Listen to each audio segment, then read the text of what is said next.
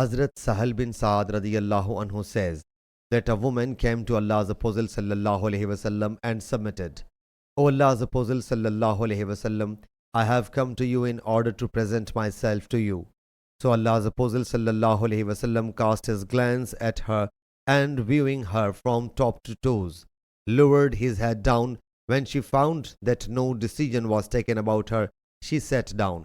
Later one of his companions got up and submitted. O Allah's Apostle sallallahu alaihi wasallam, if you don't need her, marry her to me. He sallallahu alaihi wasallam said, Do you have anything? He submitted, By Allah Jalla Jalaluhu, I have nothing. O Allah's Apostle sallallahu alaihi wasallam.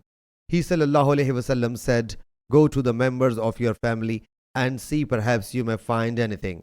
He went away, and when he came back, he submitted, By Allah Jalla Jalaluhu, I did not find anything. O Allah's Apostle sallallahu alaihi wasallam.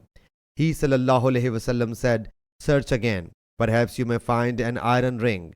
He went away, and when he came back, he submitted, O Allah's Apostle sallallahu alaihi wasallam, there is no iron ring, but I have found this wrapper.